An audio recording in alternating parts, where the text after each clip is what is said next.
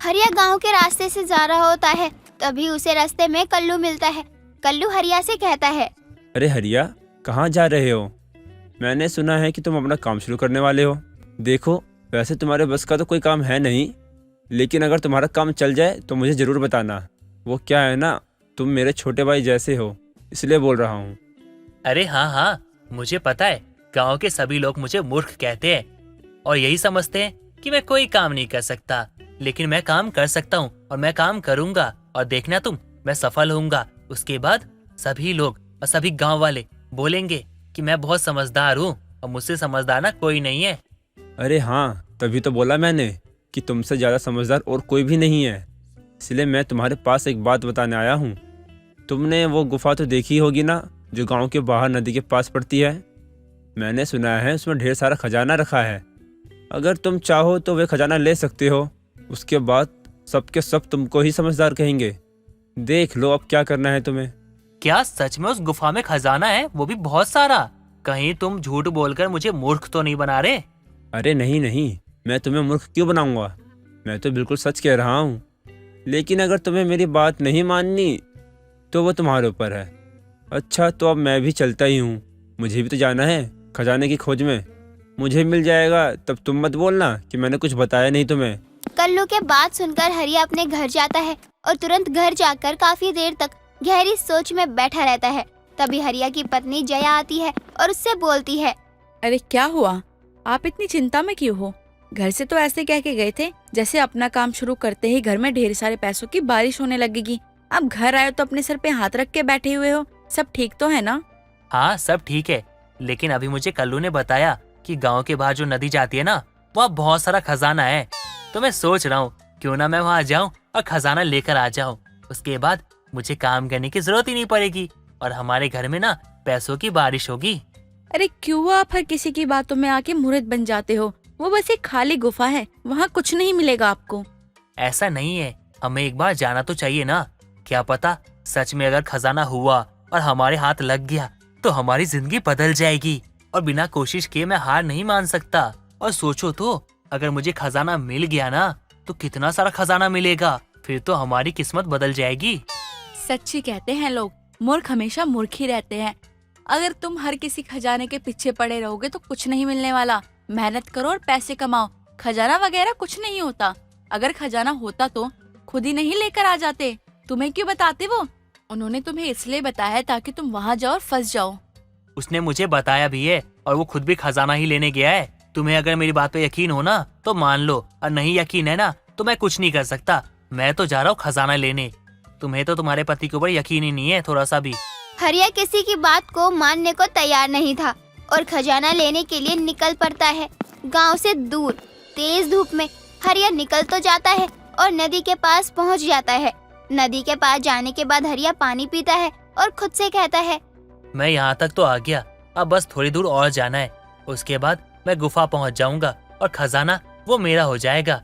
फिर देखता हूँ जो लोग मुझे मूर्ख कहते हैं ना, वो लोग क्या बोलते हैं। सब मेरी तारीफ करेंगे और मेरे आगे पीछे घूमेंगे। मजा आएगा और मेरी पत्नी के भी आगे ना साबित हो जाएगा कि उसका पति ना इस गांव का ना सबसे तेज दिमाग वाला आदमी है।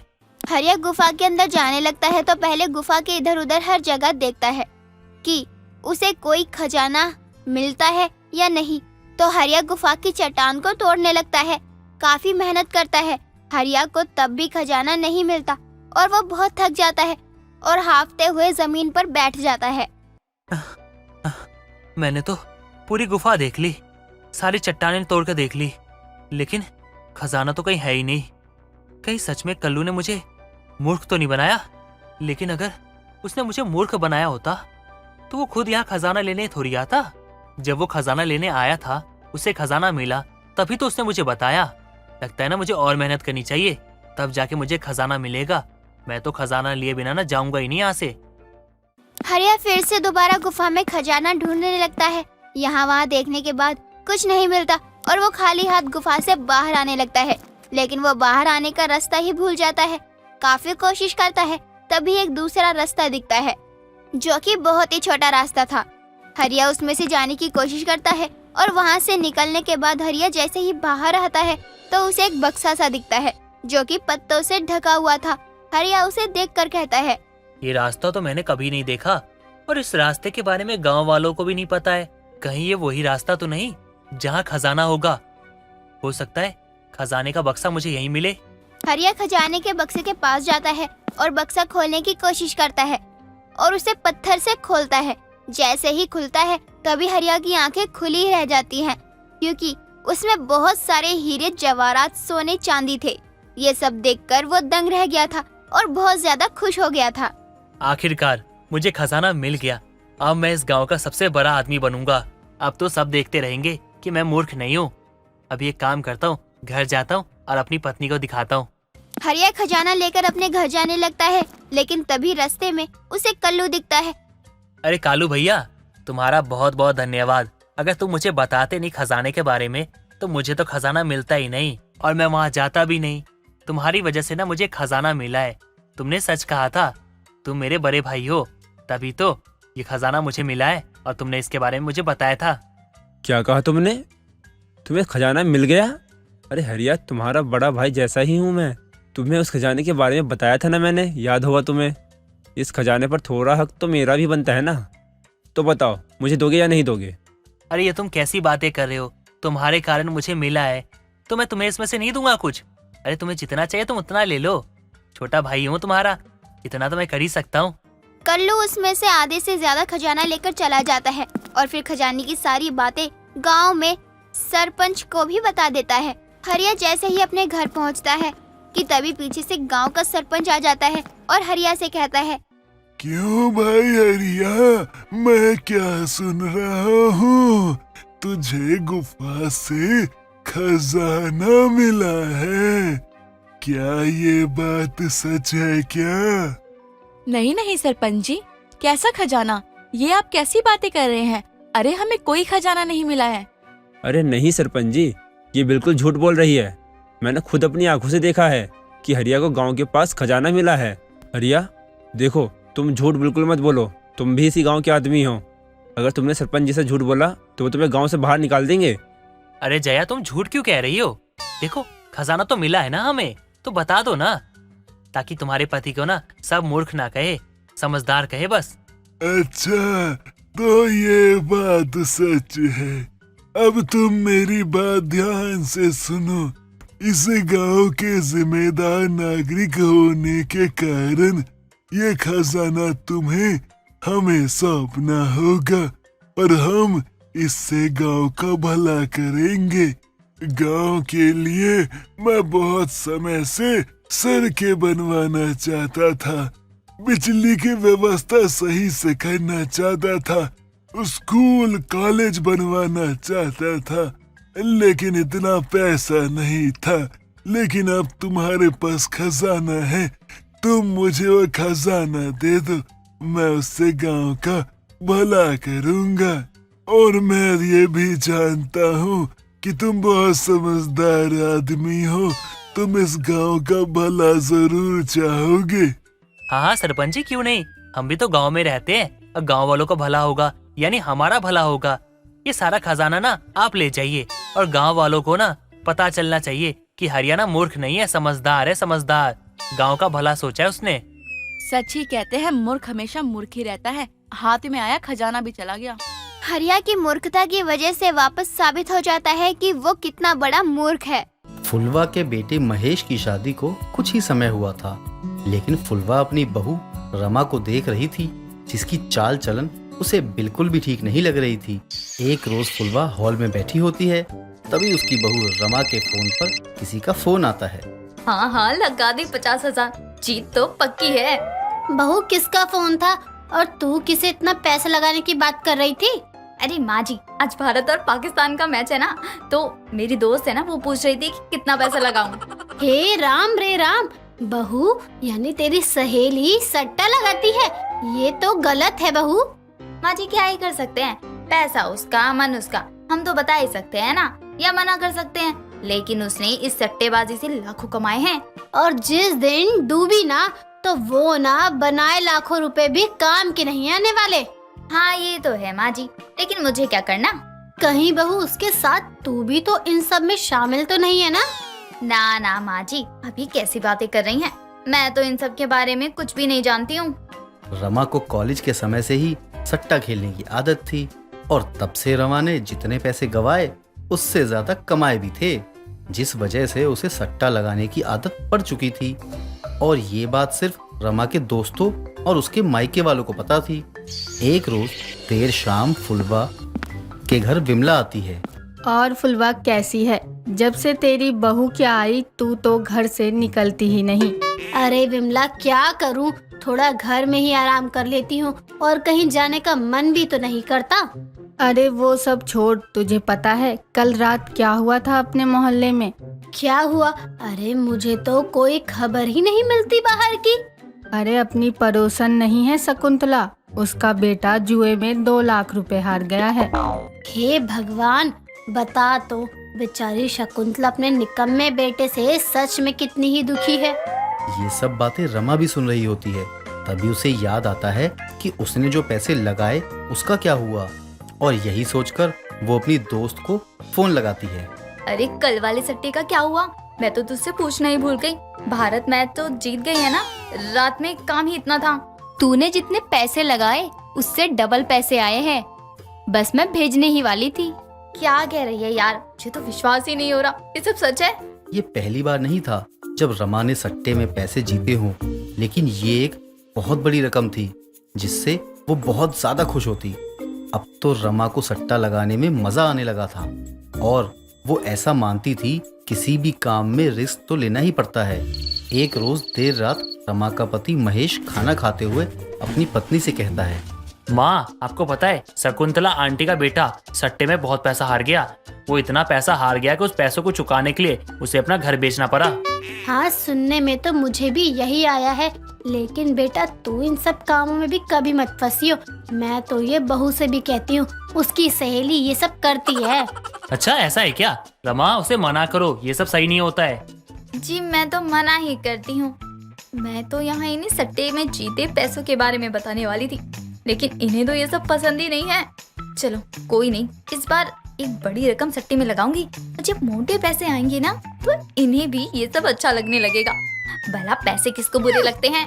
अब इस बार रमा सट्टा ये सोचकर लगाती है कि वो अपने ससुराल वालों को अपने सट्टेबाजी के बारे में बता सकेगी। वो महीने में इस सट्टे से कितना कमा लेती है, जिसके लिए वो अब मोटी रकम अपने दोस्तों के साथ मिलकर लगाती है। अब अगली सुबह रमा किचन में काम कर रही होती है। माँ जी, आज मैं आपको कुछ बताने वाली हूँ, लेकिन मुझे थोड़ा समय चाहिए। क्यों, क्या हुआ? कहीं तुम मुझे दादी तो नहीं बनाने वाली है ना? अरे माँ जी, आप भी ना। सास बहू के बीच ये सब बातें चल रही होती हैं। तभी रमा की सहेली महिमा का 2 लोगों के साथ रमा के घर आना होता है। अरे अरे, आप कौन और ऐसे घर में कहाँ चली आ रही है? आंटी जी नमस्ते, मैं महिमा, रमा की दोस्त। जरा आप उन्हें बुला देंगी? अरे महिमा, तू वो भी सुबह सुबह? क्या बात है, आज तो खुद ही खुशखबरी देने आ गई। और ये दोनों कौन है? यार बहुत बड़ी गड़बड़ हो गई है। क्या बोल रही है? क्या गड़बड़ हो गई, साफ साफ बता। अरे हुआ क्या, मुझे भी कुछ समझ नहीं आ रहा है। मैं बताता हूँ अम्मा। दरअसल बात यह है कि आपको ये घर आज ही खाली करना पड़ेगा। क्यों? यहाँ क्या तेरी ताई रहने आएगी या तेरे फूफा ने ये घर खरीद लिया है? मेरे ही घर में आकर मुझे ही कह रहा है कि ये घर मैं खाली करूँ? अरे अम्मा आराम से बात करो, हार्ट अटैक आ गया ना, निपट जाओगी तुरंत। हार्ट अटैक से मरे तेरी अम्मा, तेरे फूफा, तेरा पूरा खानदान मरे। अम्मा चलो शाम तक आप दूसरा ठिकाना देख लो, तब तक हम यहीं रहने वाले हैं। बहू, महेश को फोन लगा। ये लोग है कौन? ये तो बड़ी गुंडागर्दी है। माँ जी, उनको फोन लगाने का कोई फायदा नहीं, क्योंकि ये सब मेरी वजह से हुआ है। क्या? ये सब तेरा किया धरा है? क्या किया बहू तूने? कहीं तूने मेरा घर बेच तो नहीं दिया ना? हे भगवान, मैं तो लुट गई, बर्बाद हो गई।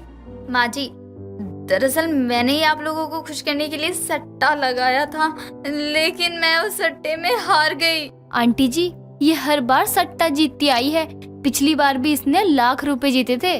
लेकिन बहू, तू तो कह रही थी कि तू ये सब काम नहीं करती है। माँ जी, मुझे तो सट्टेबाजी का कॉलेज से ही शौक है, और इसमें मैंने अब तक जितने पैसे हारे हैं ना, उससे कई ज्यादा जीते भी हैं। हाँ हाँ आंटी जी, ये तो सट्टेबाज में चैंपियन रह चुकी है। माँ जी मुझे माफ कर दो, मुझसे इतनी बड़ी गलती हो गई। मुझे पता नहीं था कि मेरे साथ ऐसा कुछ हो जाएगा। ये नाटक वाटक बंद करो और घर खाली करने की तैयारी शुरू करो। रमा की हरकतों को सुनकर तो फुलवा के मानो पैरों तले जमीन खिसक जाती है और वो ना चाहकर भी अब कुछ नहीं कर सकती थी।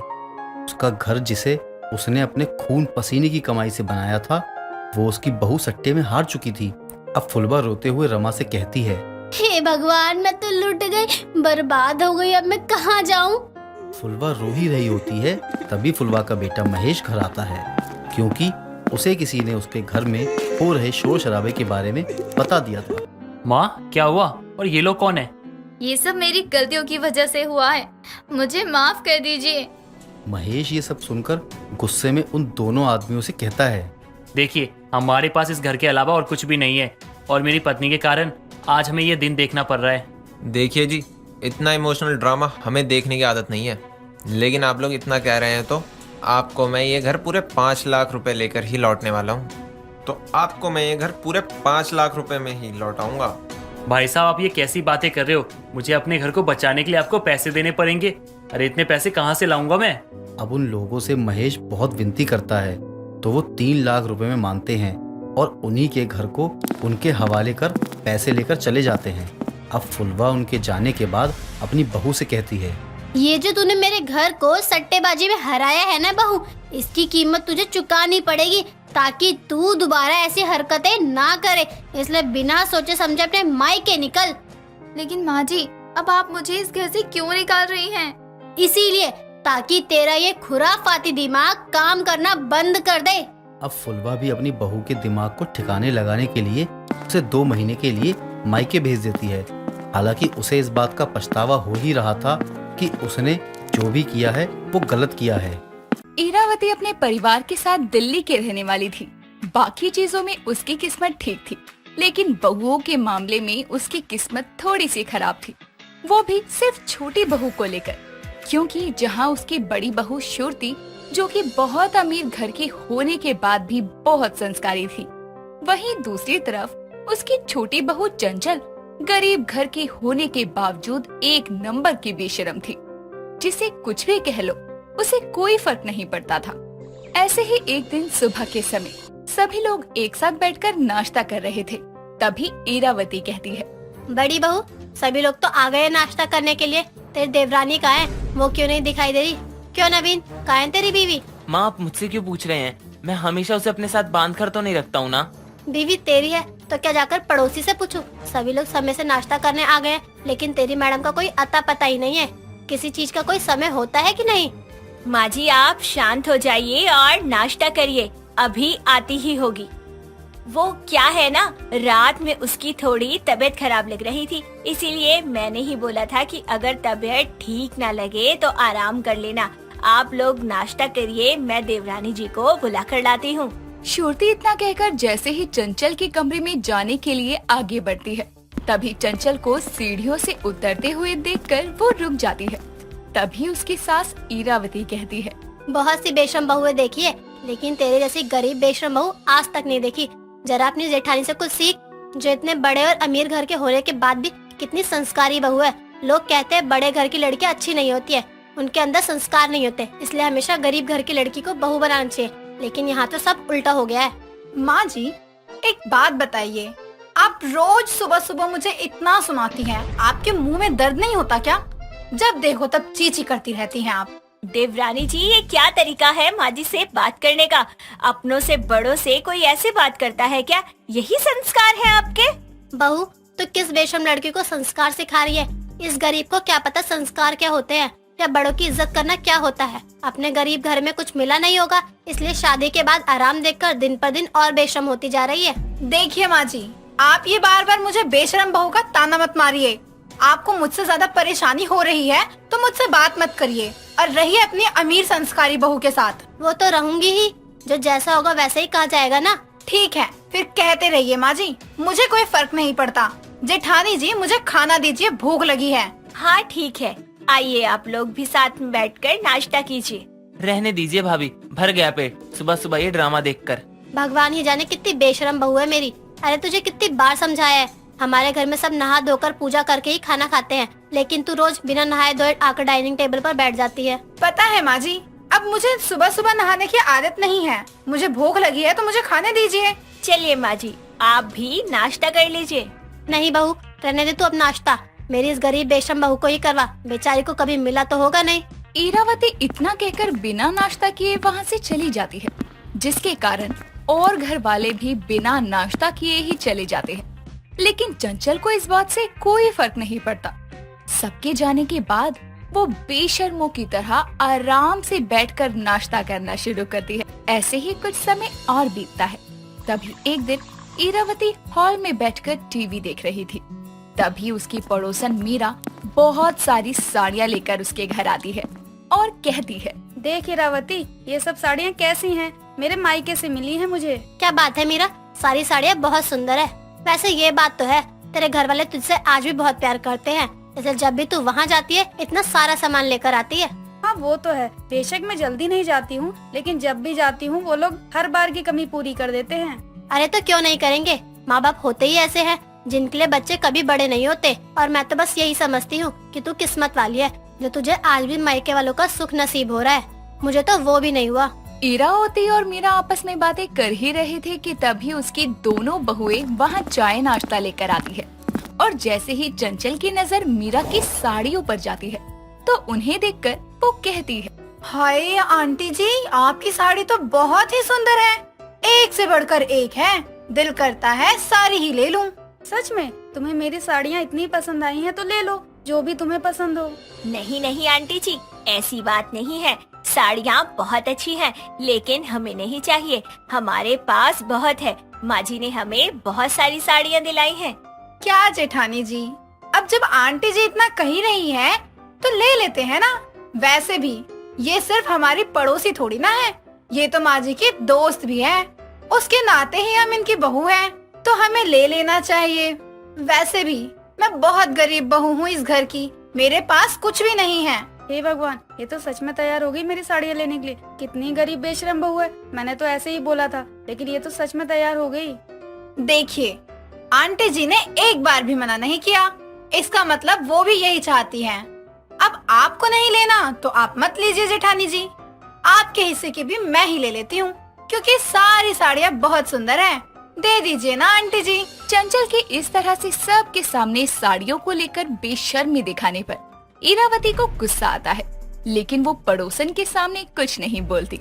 थोड़ी देर बाद मीरा ना चाहते हुए भी चंचल को अपनी साड़ियों में से कुछ साड़ियाँ देकर वहाँ से चली जाती है, जिसके बाद ईरावती उसे बहुत सुनाती है, लेकिन चंचल पर उसकी बात का भी कोई असर नहीं होता। ऐसे ही कुछ समय और बीतता है। तभी एक दिन शाम के समय सभी घर वाले तैयार होकर अपने रिश्तेदार के यहाँ पार्टी में जाते हैं, जहाँ पहुँचने के बाद चंचल शुरुती से कहती है, जेठानी जी कितनी बड़ी पार्टी है, और यहाँ तो सब कुछ एक साथ है। आज तो बहुत मजा आएगा पार्टी में। हाँ देवरानी जी, बड़े लोगों की पार्टी है और पार्टी में सब कुछ एक साथ ही मिलता है। लेकिन हाँ प्लीज, यहाँ कुछ ऐसा मत करना कि माँ जी को आपको सुनाने का मौका मिल जाए। छोटी बहू, मैं तुझे आखिरी बार समझा रही हूँ, आज तूने अपनी कोई गरीब बहू वाली बेशर्मी दिखाई तो मुझसे बुरा कोई नहीं होगा। और जब तक घर वाले खाना शुरू नहीं करे तब तक कुछ मत खाना। जी माँ जी, अब सुनाती ही रहोगी या पार्टी भी एंजॉय करने दोगी? कुछ समय बाद सभी घर वाले पार्टी में अपने रिश्तेदारों से मिलने में बिजी थे। चंचल घूमते घूमते पार्टी हॉल के बाहर निकलती है, जहाँ उसकी नजर पार्टी हॉल के सामने हो रहे भंडारे पर जाती है, जिसे देखकर उससे रहा नहीं जाता और वो पार्टी हॉल से निकलकर भंडारे की लाइन में लगकर खाना शुरू कर देती है। थोड़ी देर बाद चंचल के सभी घर वाले अपने रिश्तेदारों से बात करते हुए पार्टी हॉल से बाहर आते हैं। तभी उसके देवर अमित की नजर चंचल पर जाती है और वो सभी लोगों के साथ उनके पास जाकर उस पर हंसते हुए कहता है, क्या बात है भाभी जी, अगर आपको इतनी भूख लगी थी तो हमें बता देती, हम आपको खाना खिला देते। ऐसे गरीबों की तरह लाइन में लगकर खाने की क्या जरूरत थी? तुम्हें माँ ने समझाया था, फिर भी तुमने ये सब किया। नवीन भाई, वैसे तो हमने भंडारा गरीबों के लिए लगाया था, लेकिन मुझे क्या पता था कि सबसे बड़ी गरीब तो हमारी भाभी जी है। जरा सामने देखिए कैसे आपकी वाइफ गरीबों के साथ भंडारे की लाइन में लगी है। पहले पता होता तो रिश्तेदारों के लिए भी पार्टी रखने की जगह भंडारा रखवा देता। नवीन की बात सुनकर और रिश्तेदार भी उस पर जोर जोर से हंसने लगते हैं और सभी लोगों को इस तरह अपने ऊपर हंसता देखकर और अपने परिवार वालों को सबके सामने शर्मिंदा होते देखकर चंचल को अपनी गलती पर पछतावा होता है, जिसके बाद वो अपनी सास इरावती को कहती है, जी माँ जी, मुझे माफ कर दीजिए। मुझे लगता है मेरी बेशर्मी कुछ ज्यादा ही हो गई। मैं अपनी हरकतों के लिए आप सभी लोगों से माफी मांगती हूँ। चंचल की बात सुनकर सभी लोग उसे माफ करते हैं, जिसके बाद वो गरीब बेशर्मी वाली आदतों को छोड़कर अपनी जेठानी से एक संस्कारी बहू होने के तौर तरीके सीखना शुरू करती है। रघु एक गरीब आदमी था, जिसने जैसे तैसे करके अपनी बेटी राधा की शादी एक अच्छे घर में तय की थी। देखते ही देखते शादी का समय भी नजदीक आ रहा था, जिसके चलते उसकी चिंता दिन रात और बढ़ती जा रही थी, क्योंकि गरीब होने की वजह से उसके पास ठंड में बारातियों को रोकने के लिए कोई इंतजाम नहीं था।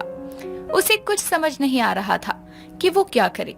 एक रोज वो अपने घर के आंगन में पड़ी चारपाई पर बैठकर ये सब सोच रहा था कि तभी उसकी पत्नी गोपी वहाँ आती है और उसके कंधे पर हाथ रखते हुए कहती है, क्या बात है जी, आप बड़े ही परेशान दिखाई दे रहे हैं, क्या सोच रहे हैं? मेरी परेशानी तुमसे छुपी नहीं है गोपी। मैं अपनी बेटी राधा की शादी को लेकर परेशान हो रहा हूँ। धीरे धीरे शादी का समय नजदीक आ रहा है। मैंने सोचा था कि हम लोग अपनी बेटी की शादी घर से ही कर देंगे, सब ठीक से हो जाएगा, लेकिन अब इस बढ़ती हुई ठंड को देखकर मुझे टेंशन हो रही है। हाँ, ये बात तो आप बिल्कुल सही कह रहे हैं। इस बात की चिंता तो मुझे भी खाई जा रही है कि हम लोग सारे बारातियों को कहाँ बिठाएंगे। हमारे जैसे गरीब लोगों के घर में कहाँ इतनी जगह होगी कि हम सारे बारातियों को बिना किसी दिक्कत परेशानी के अपने घर में रख सकें। हाँ, वही तो मैं भी सोच रहा हूँ कि अब क्या करूँ, क्योंकि लड़के वालों की सिर्फ एक ही डिमांड है कि उनके बारातियों की खातिरदारी में कोई कमी नहीं होनी चाहिए, वरना वो लोग शादी नहीं करेंगे। आप ऐसा मत सोचिए, ऐसा कुछ नहीं होगा, सब ठीक हो जाएगा, भगवान पर भरोसा रखिए। हम गरीब लोगों का सहारा ही ऊपर वाला है, और है कौन। जैसे तैसे शादी तय हो गई है मेरी बेटी की, वैसे ही बिना किसी परेशानी के भी हो जाए तो समझो मेरा सबसे बड़ा काम खत्म हो जाएगा। फिर भी हमें कुछ न कुछ करना ही पड़ेगा, क्योंकि दिन पर दिन ठंड का मौसम और बढ़ रहा है कम होने की जगह। तो आप एक काम क्यों नहीं करते, एक बार अपनी भाभी जानकी के पास जाकर थोड़ी जगह को लेकर बात कर लीजिए, जहां हम बारातियों को ठहरा सकें। मेरे मन में भी यही ख्याल आ रहा था, लेकिन क्या वो हमारी मदद करेंगी? वो तो हमारी तरह गरीब भी नहीं है, उनके पास तो पैसा और जगह सब कुछ है। वो चाहे तो हमारी सारी परेशानी 1 मिनट में खत्म कर सकती हैं। एक काम करता हूँ, मैं भाभी से मिलकर ही आता हूँ। रघु इतना कहकर अपनी भाभी जानकी के घर जाता है, जहां पहुंचकर वो देखता है कि उसकी भाभी हॉल में बैठकर चाय पी रही है।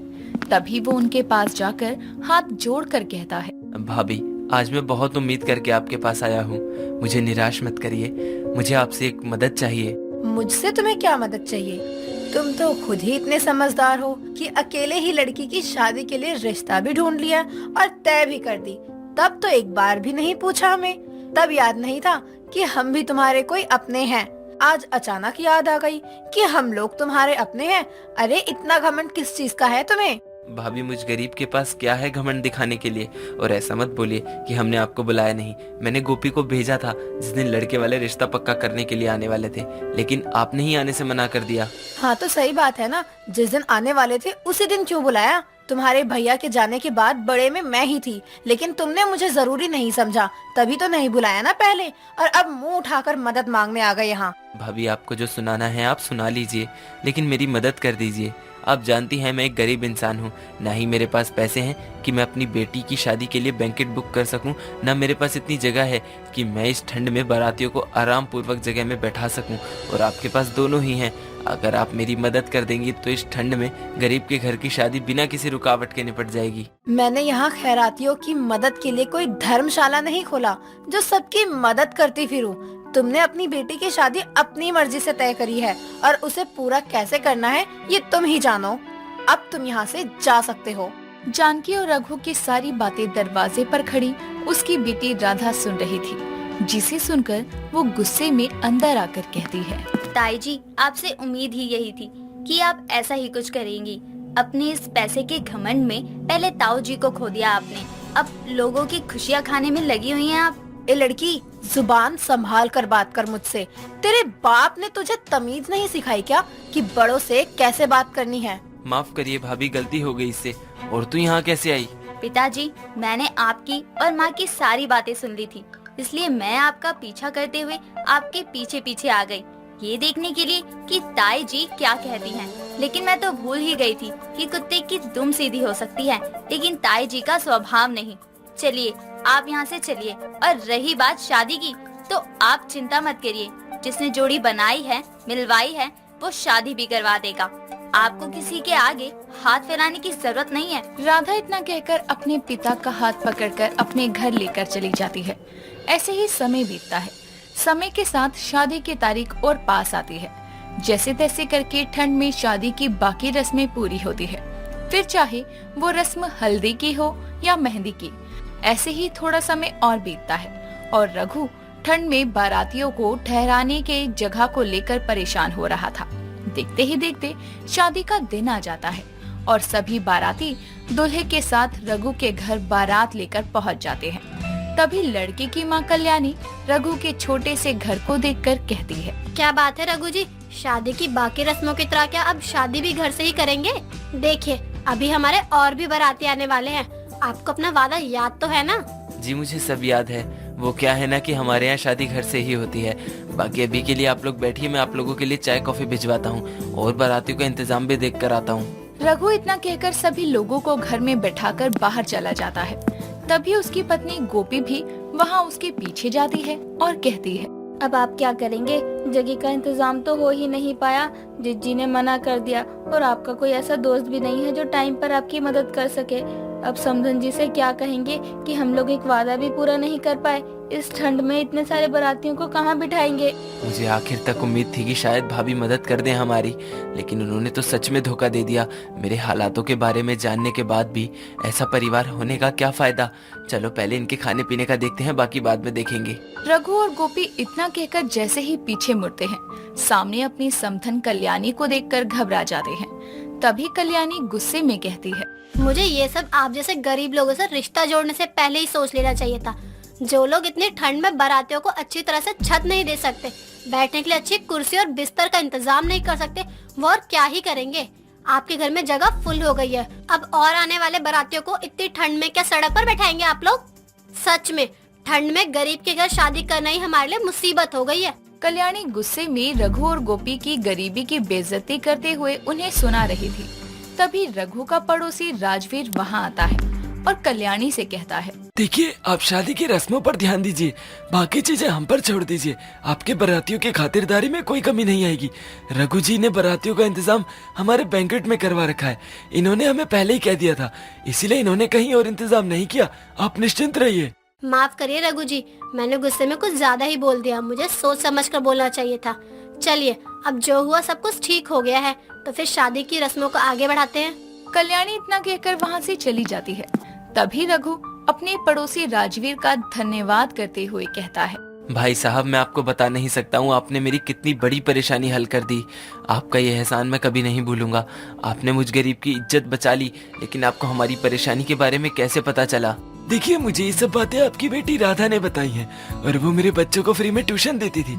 जब मेरा काम अच्छा नहीं चल रहा था और मैं ट्यूशन की फीस नहीं दे सकता था, तो क्या मैं उसकी इतनी भी मदद नहीं कर सकता हूँ? राजवीर की बात सुनकर रघु बहुत खुश हो जाता है। इस तरह से ठंड में पड़ी गरीब रघु के घर की शादी बिना किसी दिक्कत, किसी परेशानी के विधि पूर्वक पूरी होती है। सरला सुबह सुबह अपनी बहू को हॉल से आवाज लगाती है, बहू आज चाय मिलेगी भी या नहीं? कब से तुझे आवाज लगा रही हूँ और तू है कि सुनने का नाम ही नहीं ले रही है।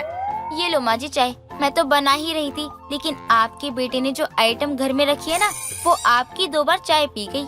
बहू कभी कभी तो सोचती हूँ कि तू नहीं होती तो पता नहीं मेरा क्या ही होता। तेरे आने के बाद तो मैंने इतने दिन में एक काम भी नहीं किया। माँ जी आखिर बहू बेटियाँ क्यों होती है? अपनी सास और अपनी माँ की सेवा करने के लिए।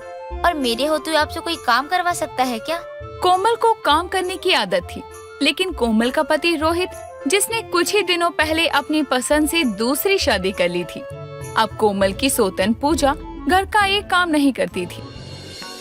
अरे मेरी तो कमर टूट गई बहू, अरे मेरी कमर, किसने यहाँ पानी गिराया था?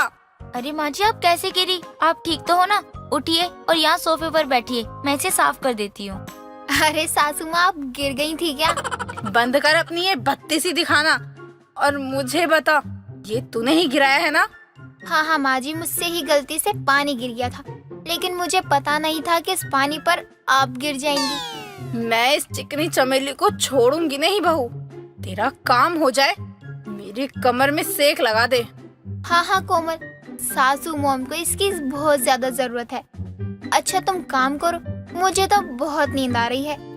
बहू तूने देखा ना, इसने जानबूझकर पानी गिराकर मुझे मारने की कोशिश की है। बस मेरी कमर ठीक हो जाए, फिर इसको मैं बताती हूँ। माँ जी, अभी आपको आराम की जरूरत है और मुझे घर का बहुत ज्यादा काम है। बहू तू जितना काम करती है ना, उसकी ठीक उल्टी है ये। जब देखती हूँ तब उबासी लेते हुए अपने कमरे में पड़ी रहती है। अब कोमल तो पूरे दिन घर की साफ सफाई और इधर उधर के कामों में लगी रहती है, लेकिन सरला के कमर में चोट लगने के बाद कोमल का काम और बढ़ गया था। अब देर शाम सरला के घर विमला का आना होता है। क्या बात है सरला, इस समय सो रही है?